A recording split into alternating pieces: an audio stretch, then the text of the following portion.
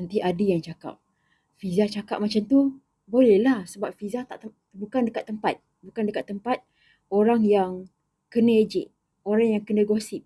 Kita boleh pilih untuk layan perasaan tu, boleh. Tapi sampai bila? Sebab bila fokus balik, cuba berhenti kejap, tarik nafas. Masuk ke dalam, sekejap buat sekejap mungkin berapa saat. Tengok balik, bila kita cuba buktikan dekat orang, kalau contoh ada orang ejek ke, orang gosip ke, kita mula marah. Kita cakap, aku dah berubah lah, aku tak macam dulu. Jangan ungkit lah, bla bla bla bla bla.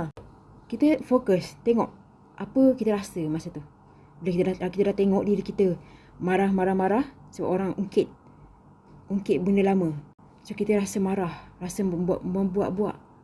Dalam hati boleh cakap, oh sebab aku buat macam ni, bukan untuk buktikan dekat siapa-siapa, tapi untuk pertahankan hak aku. Aku tak nak orang cakap buruk pasal aku. Aku dah berubah lah, aku tak macam dulu. Tapi masa you pertahankan hak you tu, you cuba buat orang tu diam. You cuba bagi orang tu faham. Apa jadi lepas tu? Orang tu faham tak? Orang tu diam tak? Ada ayat keluar dari mulut orang tu cakap, okey aku faham, kau dah berubah. Kau dah tak macam dulu dah, tak apa.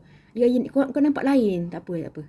Kalau orang yang baik, orang yang hormat you, orang yang memang faham you, dah berubah, tak sama macam dulu, dah lain. Kan ada benda, ayat-ayat yang masa silam. So maksudnya orang tu, yang kita cuba pertahankan diri tu, dia memang tak nak faham. So kita muhasabah diri. Tak apa, kali ni je. Muhasabah diri, masuk diri ke dalam. Cuba kali ni je, sayang diri. Kita jaga perasaan sendiri. Tak apa, orang tu nak cakap macam-macam. Tapi kita jangan buat benda tu dekat diri sendiri.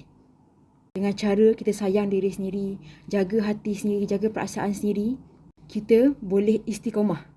You boleh istiqomah dengan cara you sekarang ni, yang cara you dah berubah ni, dengan long term. Berubah seminggu, 2 minggu, sebulan, tapi berubah selama-lamanya. Sebab you tak perlu nak buktikan dekat siapa-siapa.